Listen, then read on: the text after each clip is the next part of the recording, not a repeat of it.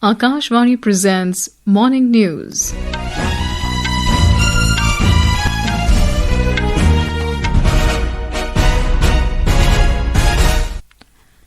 Good morning. I am Saira Mujtaba. The headlines. Death toll in Karur stampede in Tamil Nadu rises to 39. State government announces commission led by Justice Aruna Jagadeesan to probe the incident. Prime Minister Narendra Modi to share his thoughts in Mann Ki Baat program on Akashvani at 11 a.m. today.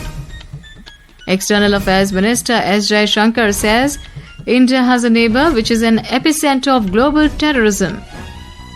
Russia reiterates its support for India's bid for a permanent seat in UN Security Council.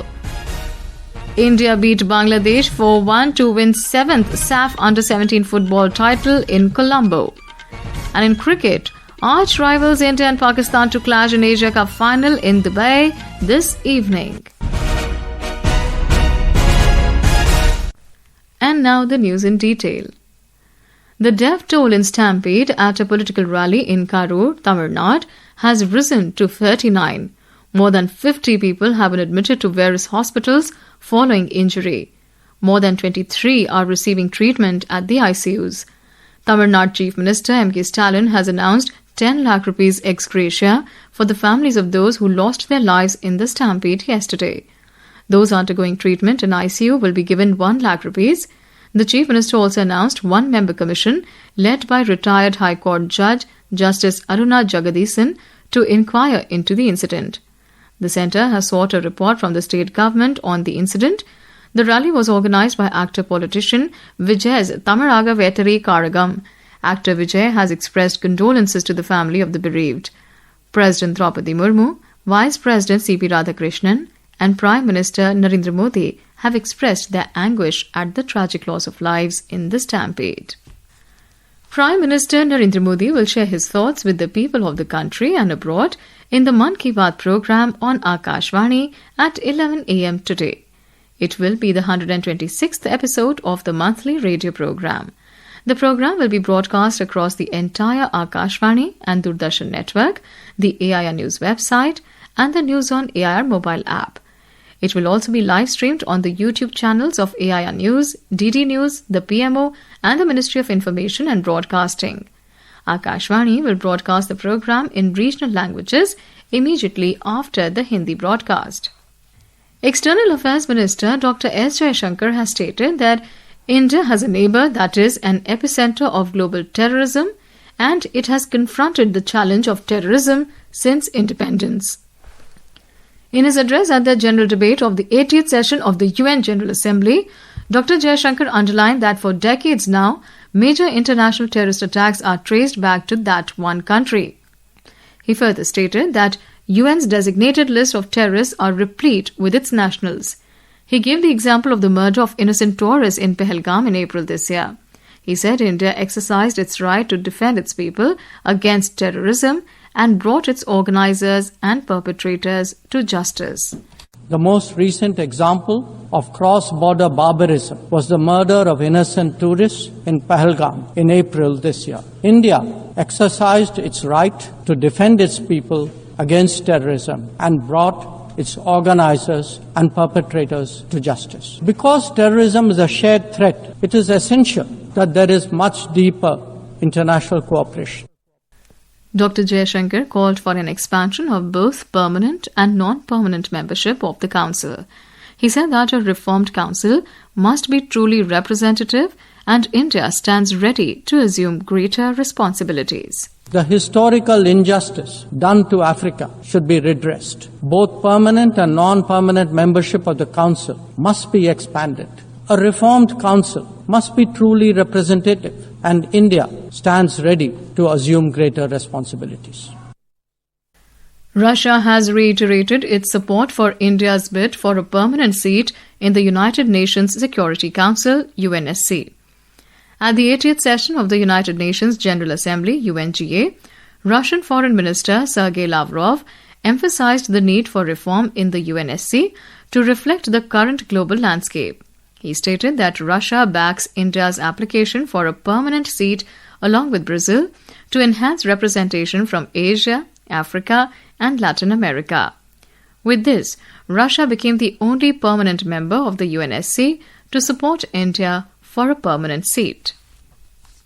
The issue of Security Council reform is particularly important. Russia calls for its democratization exclusively through the expansion of the representation of Asia, Africa and Latin America. We support the application of Brazil and India for permanent seats on the Council, while at the same time correcting the historical injustice towards Africa within the parameters that have been agreed by the countries of the continent themselves. This is Akashvani giving you the news. For quick news updates round the clock, follow us on our X handle at AI News Alerts. And for details of these stories and more, log on to our website www.newsonair.gov.in and download the News on AIR app. Welcome back. You're listening to Morning News. GST Bachat Utsav announced by Prime Minister Narendra Modi, which commenced on the 22nd of this month, is benefiting all sections of the society. The next generation GST reforms represent a significant step towards simplifying India's indirect tax system. The reforms are bringing substantial relief to citizens by reducing the tax rate on various goods and services. A report. Under the next generation GST reforms, the government has announced significant tax reduction in various sectors. Under GST 2.0, the rate on key household electronic items such as air conditioners, dishwashers, large screen, LCD and LED televisions has been reduced from 28% to 18%. This measure is expected to make these products more affordable for consumers while giving a boost to India's electronics sector. The new structure also includes a reduction in GST rates on two-wheelers and small cars. Two-wheelers up to 350cc have been shifted to the 18% slab from the earlier 28%. Tax rates on petrol cars below 1200cc and diesel cars below 1500cc not exceeding 4 meters in length have also been slashed from 28% to 18%. This decision will make vehicles more affordable, encourage first-time buyers and enhance a household mobility. Talking to media, Chartered Accountant Mohit Golian stated that the reduction in GST rates would ease the tax burden on domestic consumers and would positively impact the Indian economy. Reduction in rate will give a boost to the small businesses as well as local household, as India is a consumption economy. These measures of government will impact on a long-term basis as well as on a short-term basis. On the 21st of this month, Prime Minister Narendra Modi, in his address to the nation, also urged citizens to purchase Swadeshi products to support domestic industries, small manufacturers, local artisans and MSMEs. With Sakleen Akhtar, Anupam Mishra, Akashvani News, Delhi. Guided by the mantra of Seva and Sushasan, that is, public service and good governance, the government under Prime Minister Narendra Modi has been working tirelessly to bring transformation and progress. Today, in the special series Seva Parv, we bring to you how the Modi government has strengthened social security for India's unorganized workforce through the Atal Pension Yojana. Narendra Modi government has given special attention to the needs of India's unorganized workforce. The Atal Pension Yojana was launched in May 2015 to address the twin challenges of longevity risks and lack of retirement security in the unorganized workforce. Prime Minister Narendra Modi has outlined how the scheme will be the future of the subscribers. अगर आप 20 साल की उम्र के हैं, 25 साल की उम्र के हैं, 30 साल की उम्र के हैं और अभी से आप पैसा जमा कराना चालू करोगे, जितना जमा कराओगे उसके अनुपात में 60 साल की उम्र होने के बाद आपको पेंशन मिलना शुरू हो जाएगा। सरकार उस पे पैसे डालेगी और आपको कभी बुढ़ापे में किसी के पास हाथ फैलाने की नौबत नहीं आएगी। आपका बुढ़ापा भी सीख जाए और आप जो पैसा जमा कराएंगे, आपके स्वर्गवास के बाद वो पेंशन आपकी पत्नी को मिलेगा। The scheme is designed to encourage voluntary savings for retirement by offering defined pension benefits linked to the age of joining an amount of contribution. Targeted primarily at the poor and underprivileged workers in the informal sector, the scheme has emerged as one of the most inclusive and accessible social security initiatives in the country. Earlier this year, the pension scheme has surpassed 8 crore subscribers and mobilized a total corpus of over 45,000 crore rupees. It has recorded increasing participation from women, who now comprise almost 48% of all subscribers. The subscribers appreciate the security provided by this scheme. Atal pension योजना प्रधानमंत्री जी ने निकाली थी इसमें मैंने सेवा का लाभ लिया हुआ है। इस बैंक के खाते द्वारा मेरा पैसा कटता है। जब स्कीम लॉन्च हुआ था तब से मेरा कट रहा है पैसा। आगे जाके ये आदमी की बचत का बहुत बड़ा रूप बनेगा। मैं प्रधानमंत्री जी को धन्यवाद देता हूँ। The Atal Pension Yojana has emerged as a cornerstone of India's social security ecosystem. The government's continued focus on digital integration, women participation, and rural outreach has helped broaden the scheme's footprint across India. In some more news, the nation pays homage to revolutionary freedom fighter Bhagat Singh on his 118th birth anniversary today. Bhagat Singh was born in village Banga in Lailpur district of Punjab on 28th of September 1907, now in Pakistan. More from our correspondent.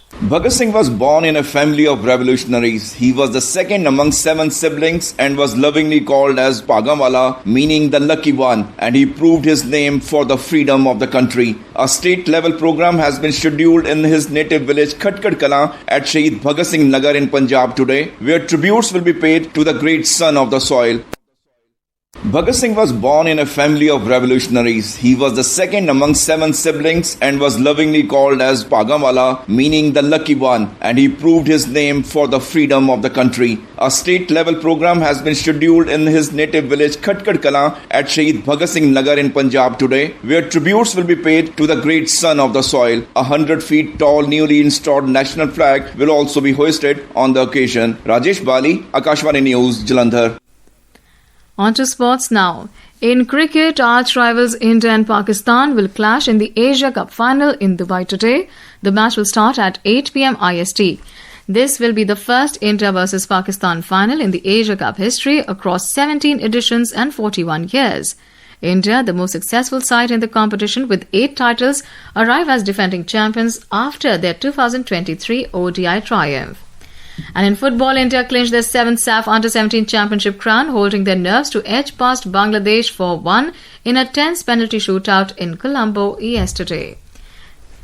And now for a look at today's newspapers, it's over to Subhadra Ramachandran. Thank you, Saira. Papers have widely noticed the stampede and the tragic loss of lives in actor-politician Vijay's rally in Tamil Nadu, along with other stories. 39 dead in stampede at Vijay's Karur rally, writes the Asian Age, while the Hindu adds, chaos as crowd rushes to see the actor on congested road, 8 children and 16 women among those dead.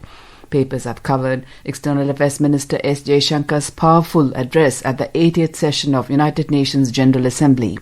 The Sunday Tribune quotes the minister in its headline, Epicentre of Global Terrorism. Jaishankar rips into Pakistan at UN. Financial Express Sunday quotes the Prime Minister in its headline, India to be production hub for telecom. And finally, unquiet tension is almost tangible today when all eyes will be at the final of the Asia Cup between India and Pakistan.